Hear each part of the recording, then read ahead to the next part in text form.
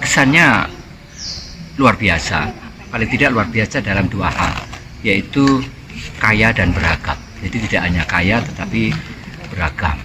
Nah, oleh karena Pasuruan pernah menempati posisi sebagai pusat karesidenan sebelum kemudian digeser ke Malang tahun 1920-an, maka Pasuruan memungkinkan untuk memiliki jejak-jejak masa lampau, terutama dari era kolonial.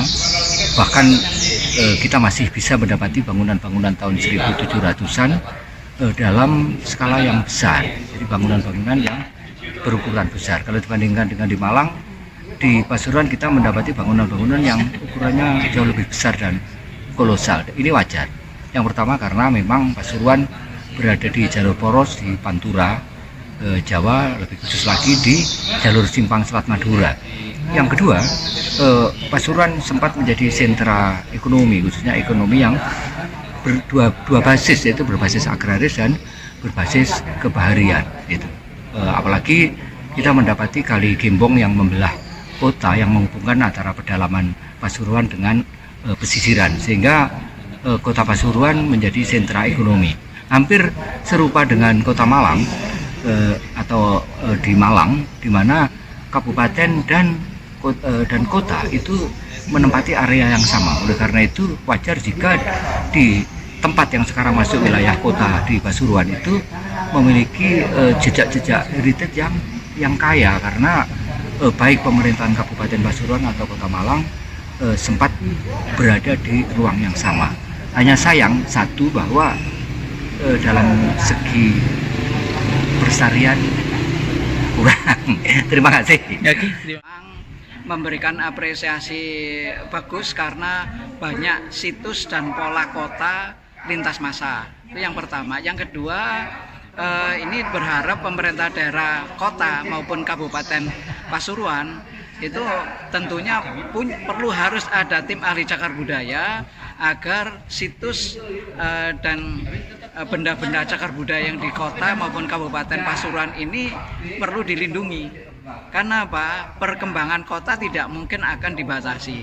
Tapi situs lintas masa, lintas sejarah ini wajib untuk dipertahankan untuk edukasi, untuk wisata, untuk dokumen-dokumen perencanaan kota ke depan.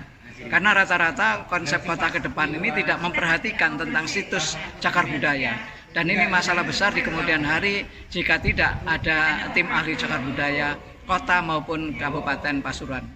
Dari beberapa kunjungan kita hari ini dipandu oleh Mas Win dan kawan-kawan, Sakerah Pasuruan, luar biasa, ternyata begitu besar peninggalan kolonial yang ada di kota Pasuruan. Ini adalah bagian dari wisata heritage yang sangat-sangat bisa dikembangkan. Dan tentunya harus ada keterpihakan dari pemerintah maupun dari pihak lain yang memang mempunyai kepedulian.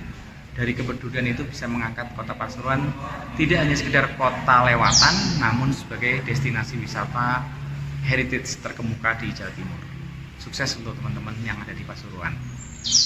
Jadi bicara soal kota pusaka yang ada tangible dan intangible. Yang tangible nampak bahwa bangunan-bangunan kolonial sangat kaya, besar, banyak gitu ya.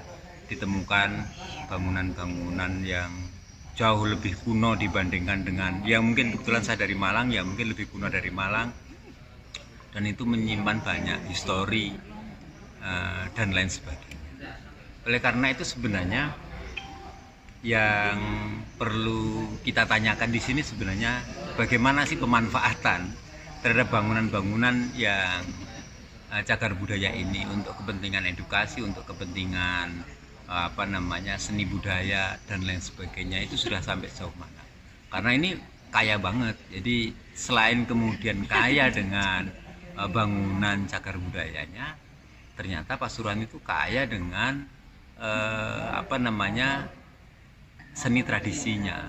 Nah, itu nampaknya mestinya harus mampu mengisi di ruang-ruang kosong di bangunan cagar budaya ini. Tetapi selama mengikuti kegiatan wisata heritage ini ya, ini saya kira sangat excited. Artinya bahwa kami sangat bangga melihat kota Pasuruan kalau kemudian dibuat kilas balik, begitu besar kejayaan dan begitu besar arti perjuangan Untung Suropati terhadap Pasuruan yang sebenarnya dia adalah pahlawan yang pertama kali gitu ya melawan VOC dan tempatnya ada di sini.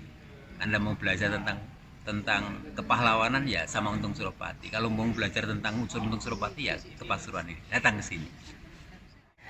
Sangat mengesankan ketika berkunjung ke Pasuruan, dan kebetulan ini pertama kali saya berkeliling di Kota Malang, khususnya di wilayah-wilayah yang diidentifikasi sebagai cagar budaya.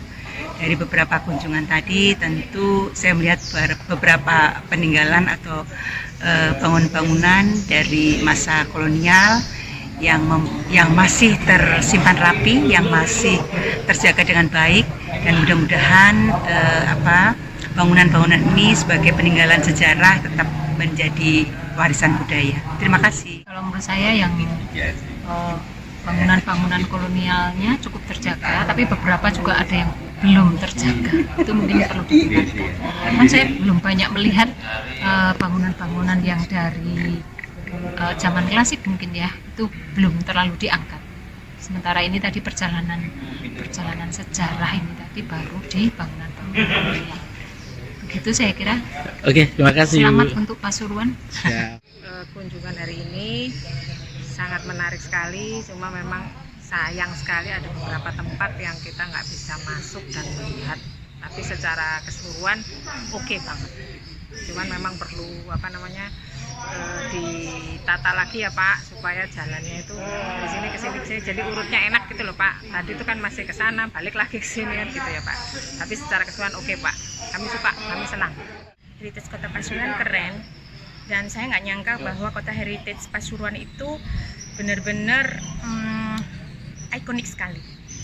Dan saya harap kedepannya Kota Heritage Pasuruan bisa dipertahankan, dilestarikan supaya bisa menjadi destinasi wisata Jawa Timur yang keren. Bangunan kolonial di Kota Pasuruan bagi saya cukup menarik karena masih banyak sekali terdapat era-era kolonial sebelum tahun 1900, dan itu harusnya diperhatikan oleh para komunitas-komunitas sejarah dan budaya di Kota Pasuruan ini sendiri, terutamanya pada pemerintah untuk lebih mendukung daripada pemeliharaan dan pemberdayaannya untuk menjadi sumber pariwisata Kota Pasuruan. Pesona